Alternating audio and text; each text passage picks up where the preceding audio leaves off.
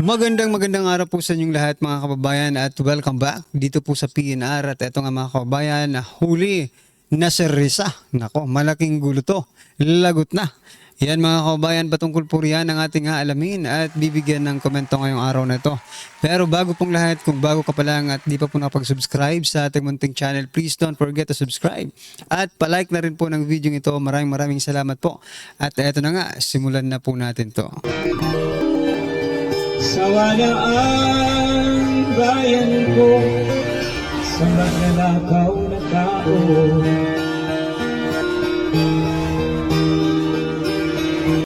So yan mga kababayan, bago po natin muling i-play ang video ito, pasadahan po muna natin ang mga nagtitrending na mga balita dito po sa mundo ng social media. At unahin na nga po natin itong si Senator Risa Hontiveros, huli sa sariling bibig. Ito po mga kababayan ang balita. Sabi po dito ni Senator Risa Hontiveros, ito po ay patungkol dito po kay alias Rene. Sabi po dito ni Risa Hontiveros mga kababayan, he was the one who asked for money. Malinaw ang sagot namin sa kanya. Our office has a strict policy of not providing financial assistance to potential witnesses. He knew that, and yet now, on video, he claims we gave him 1 million pesos. Nako, that is a lie and he knows it. Yan mga kababayan. Ito pong sinasabi kong huli sa sariling bibig. Sinasabi niya po na si alias Rene po ay nanghingi ng pera sa kanila, no? Before testifying, okay? Paano natin nasabi na nahuli sa sariling bibig? Before mag-testify si Karen, there is already a condition, no? Na kailangan bigyan po siya ng pera. Ngayon, we assume that itong si alias Rene, mga kababayan, ay nakatanggap nga ng pera. Bakit? Kasi nag-testify po siya. Di ba? Kung ako, for example, hihinga ako ng pera kay Risa Hontiveros. Sige, magtitestify ako pero bigyan mo akong pera. Pag hindi mo ako binigyan ng pera, hindi ako magtitestify. Pero anong nangyari? Nagtestify Tumistigo po or nagsalita si alias Rene sa investigasyon ng Risa Hontiveros. Ibig sabihin lang nun, na satisfied si alias Rene, kaya siya kumanta. Diba? Ibig sabihin mga kababayan, nakatanggap po siya kaya siya kumanta. Kasi kung hindi siya nakatanggap, hindi siya kakanta. Because in the very first place, there is already a condition bago siya magsalita. Kaya huli na ito si Risa Hontiveros mga kababayan. Diba? Sabihin natin, hindi namin binigyan yan . Ang tanong, bakit tumistigo pa rin? Laban kay former President Duterte. Laban kay Vice President Sara Duterte. Laban kay Kibuloy. Diba? Bakit tumistigo pa rin? Where in fact, sinabi niya na yung kondisyon bago pa magsimula na kailangan niya ng pera. Humingi siya ng pera sa inyo. Diba? Yun lang yun . Huli ka na, Risa Hontiveros. Huli ka na sa sarili mong bibig. Kung naiintindihan lang ng ating mga kababayan yung statement na ito. Ano sa palagay niyo mga kababayan? Para na rin umamin sa Risa Hontiveros, di ba? Ito mga karibin natin, pasadahan din po natin ang post na ito mula po kay Sir Jay Sonsa. Nabanggit ni alias Rene si Arlene Stone. Yan, ayon po dito kay Sir Jay Sonsa, ito pong picture na ito. Ito po si alias Arlene Stone kasama po ni Risa Hontiveros. Sabi po dito ni, hindi ko nababasahin lahat yung ni Sir Jay Sonsa, no? Sabi po dito, teka muna Madam Chair, di ba binanggit ni alias Rene ang pangalan ni alias Arlene Stone sa kanyang pahayag sa social media? Bakit kayo may litrato? kasama ang babaeng sinasabing lumayas at nagtago sa Amerika, sino ang nagpalipad papuntang Pilipinas at pabalik sa USA? Kay alias Arlene. Ha? Sino ang gumastos? Nako po. Di po ba pictures don't lie, Madam Chair?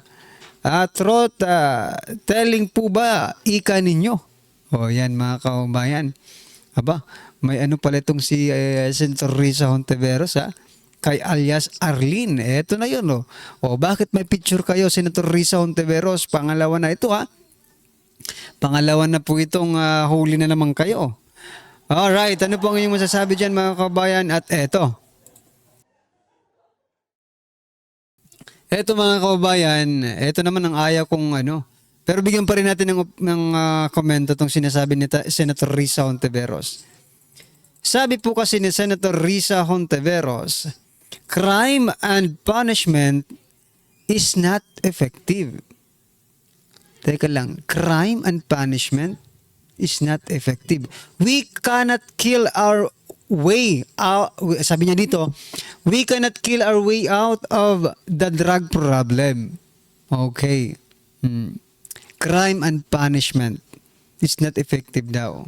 So kung makapag-commit ka ng crime, you should not be punished. Ganun ba ang yung ibig sabihin mo? Paano naman yung mga inosenteng Pilipino na nangangailangan din ng hustisya? Diba? Punishment, mga kaubayan. It's either maguruguro sila or makulong sila. Diba? Kung walang punishment, talagang maggulong-gulo ang Pilipinas. Kung walang punishment, puro crime na lang. Diba? Kung walang punishment, anong mangyayari sa Pilipinas, mga kaubayan? Ang gusto siguro ni Senator Risa Hontiveros, mga kaubayan, ay pabayaan na lang yung mga bad element of the society. Sige, mag-ano lang ka. Nako po, hindi pwede yan, Senator Risa Hontiveros. There should be a punishment. There must be a punishment para malipol silang lahat. No? Ano ba kasing pinanghihinayangan ninyo? Itong mga tarantadong mga gumagawa ng kalokohan, itong mga adiktus, na nambibiktima ng mga insusenteng mga Pilipino, yan ba ang pinanghihinayangan ninyo? Oo, tao nga sila. Pero hayop ang kanilang mga ginagawa. Di ba? Tao ang kanilang katauhan pero panghayop ang kanilang mga ginagawa. Kilos. Di ba? Ano bang ginagawa sa mga masasahol na hayop? Di ba? Kailangan na anyway, mga karibin natin. Baka makaano tayo ng mas bad words, di ba? Okay. Anyway, kung kayo po ang pagtatanungin mga kababayan, we know, tao nga sila, pero ba, di ba? Panghayop ang kanilang ginagawa sa ating mga kababayan. There should be punishment para hindi na sila tularan. Like what former President Duterte did, di ba? Ngayon, wala kang nahuhuli ngayon kasi bloodless Bukod sa bloodless, manless. Ay, ano bang ibig sabihin manless? Walang taong nahuhuli, di ba? Suspectless, di ba? Ano pa ba? Puro less ngayon Nako po, anong nangyayari sa Pilipinas? Anyway, ano po ang inyong masasabi dyan mga kababayan? At eto, speaking of bloodless, BBM, war on drugs, bloodless, nako po. Sabi dito, totoo naman di ba? Bloodless talaga. Dahil walang dumanak na, pero teka lang, huwag niyo sabihing war ito.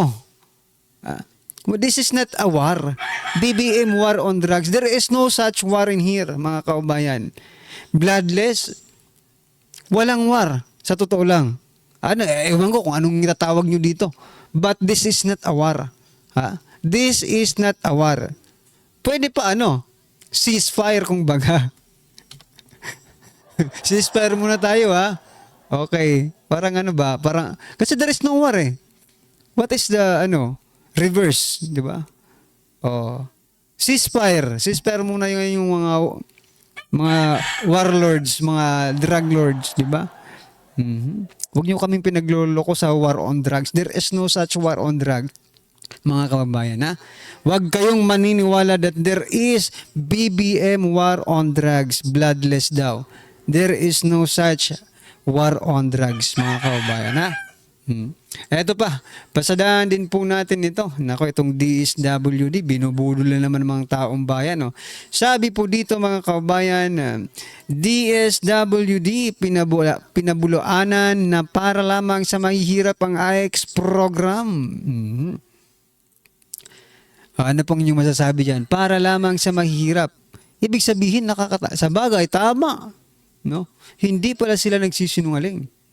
Dahil mga kababayan, mas nakakatanggap pa nga yung mga kaya sa buhay, yung mga medyo may nakakaangat-angat sa buhay kesa po sa mga mahihirap.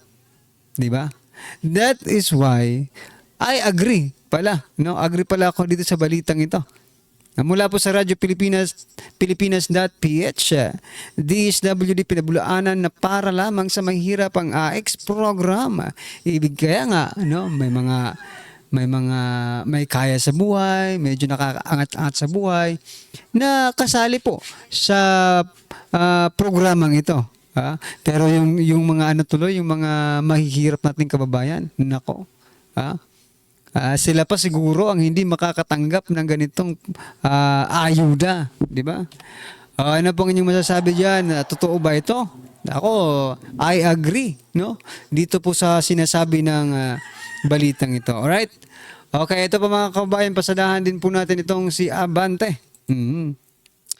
Representative Abante na nindigang hindi minaniobra ng COMELEC pag-disqualify kay Uy.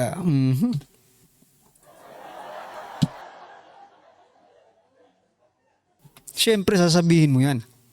Di ba? Abante, no? Sasabihin mo yan because pabor sa'yo eh. What people expect, no? Ano bang ine-expect natin na sasabihin ni Abante? Siyempre, praise the Lord, praise the COMELEC, di ba? Defend the COMELEC. Ikaw nang panalo eh, di ba? Grabe talaga. Posible mga ganun pala, no? Kahit talo ka na, pwede ka pang manalo. Yan ang tinatawag ni Abante na miracles, di ba? Oh. May himala talaga, Abante. Ha? Ano pong inyong masasabi dyan? I-comment nyo na lang. Ito, last po natin pag-uusapan bago po natin i-play yung video. Ito po. Ha? Sa kabila ng sinasabi ng gobyerno na pataas at progressive ang ekonomiya ng ating bansa, palago ng palago ang ekonomiya ng ating bansa, ito naman po ang nararanasan ng mga Pilipino. Hunger slightly rose to 20% in April 2025. Nako, malaki po ang 20% sa hunger. Itinaas po. The latest social weather station SWS survey shows that the number of Filipino families who experience involuntary hunger slightly rose to 20% in late April 2025. Nako po. Nagugutom na ang mga Pilipino. Anong ginagawa ng ating gobyerno? Well, anyway, yan na nga po, sinasabi natin. Huwag niyong turuan na maging tamad ang mga Pilipino. Di ba? Don't let them defend or depend sa gobyerno. Huwag silang dumepende lang sa gobyerno. Itong mga ayudang-ayudang ito po ang nakikita ko mga kababayan, it is my personal opinion itong mga ayuda, ito po ang nag-create or ito po ang nagiging cause kung bakit ganito ang nararanasan ng mga Pilipino. Or ganito na ngayon ang percentage. Bakit? Kasi hindi naman yan sustainable eh. 1 week, 2 weeks, ubus na po ang ayuda. Di mag-aantay naman sila. Nagkataon siguro, di ba? Walang ayuda nung nag-survey. Nagugutom kami ngayon. Nako po, walang ayuda. Lagot na. Ha? Tapos sinasabi pa ni Senator-elect Erwin Tulfo, no? Na itong ayuda daw ay mag-elevate ng ano, ha? Or ito daw yung magiging paraan para makatayo sa sariling mga paa ang mga Pilipino. Ha? Hanggat sabi niya sa statement niya, correct me if I'm wrong, ha? Sabi niya hanggat may Pilipino na hindi nakakatayo sa sarili niyang paa, mayroong ayuda. Nako po, Senator-elect Erwin Tulfo. Wag namang ganun. Let them stand with their own. Kasi kapag puro ayuda, baka itong 20% na involuntary hunger, 20% na pagtaas, baka sa susunod, malaki pong 20% mga kababayan. Buong Pilipinas. Or I mean, sa survey. Diba? Baka umabot na ito ng 100% in the coming years. Nako po. Ano po ang inyong masasabi dyan mga kababayan? Comment nyo na lang. At eto, pasadahan po natin ang video ito at bigyan po natin ng reaksyon. Eto na po. Bigyan natin ngayon ng reaction opinion itong article sa politico.com tungkol ito sa Ombudsman Post na isa pala si Secretary Boying Rimulya ang kandidato na maging ombudsman. Ito ang title, May the Best Man Win. Boying Rimulya gunning for Ombudsman Post, June 29. Okay. The stakes in the search. So yan mga kababayan, alam nyo naman yung balita na yan, di ba? Ay shinare na po natin yung kahapon. Pero eto lang po ang masasabi ko. Ano na lang kaya ang mangyayari kapag si Boying Rimulya na po ang nandyan sa ombudsman? Baka lahat ng mga kaalyado ng Duterte, or even the Duterte in Davao City, or in Davao, no? Di ba? Ay magkaroon ng mga kaso. Ngayon pa nga lang, di ba? Tinitira na ng COMELEC. Sa COMELEC kasi ngayon merong ano diba? Duterte Youth, wala. Yung mga kalyalo ni Vice President Sara Duterte, medyo malabo, di ba? Paano na lang kung, for example, nagka-problema sa COMELEC, ipapasa sa ombudsman, di ba? COMELEC and ombudsman are the same colors. The administration with the administration. Di ba? Paano na? Paano na ang Pilipinas? Sinasabi nga ng iba. Nako. For example, magrereklamo ka kay, for example Ombudsman Boying Rimulya la. Magreklamo kay Boying. Yung anak niya nga, di ba? Sinasabi ng ating mga kababayan, yung anak niya nga, nakalaya within few days lang. Paano na lang kung magrereklamo ka against them? Sino ang rereklamuhan mo? Wala na. Diba? Hawak na nila ang Pilipinas. Actually, hawak talaga nilang Pilipinas. Biruin mo, sa DOJ, DILG, Ombudsman. 'Di ba? Wala nang titingin pa.